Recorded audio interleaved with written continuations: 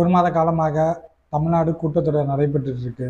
சட்டப்பேரவை கூட்டத்தொடர் நடைபெற்றுட்டு இருக்கு. இந்த கூட்டத்தொடரில் இந்த திருச்சி கிழக்கு தொகுதிக்கு ஏதாச்சும் அறிவிப்பாங்கன்னு நானும் பார்த்தேன். சரி, ஏதாச்சும் அறிவிச்சிருக்காங்களா? தாவேக்கா அரசு 100 நாள் ஆயிடுச்சு.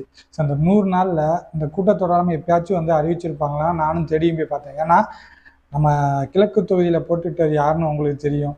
மிகப்பெரிய ஒரு தலைவர் போட்டிட்டாப்புல, வெற்றியும் பெற்றாப்புல. வெற்றி பெற்று அந்த மக்களோட நம்பிக்கையை பெற்று வெற்றி பெற்றாரு. அந்த மக்களோட நம்பிக்கையை வீணடிக்க மாட்டார்னு நினச்சி சரி ஏதாச்சும் நிறையா ஸ்கீம்ஸ் கொண்டு வந்திருப்பாரு. சரி நம்ம போய் தேடி பார்க்கலாம், கூகுள் இல்லை ஜெமினியில் போய் தேடி பார்க்கலாம், இல்லை சேட்ஜிபிட்டியில் தேடி பார்க்கலாம். ஏன்னா இப்போ அதில் தேடினா டக்குன்னு கிடைக்குது. சரி அப்படின்னு சொல்லிட்டு தேடி பார்க்கலான்னு சொல்லி நானும் போய் தேடி பார்த்தேன். எதுவும் என் கைக்கு சிக்கலை. சரி ஏதாச்சும் உங்களுக்கு சிக்குனா சொல்லுங்கள். எப்போ தான் கிடைக்கும்? ஏதாச்சும் கிடைக்குமா?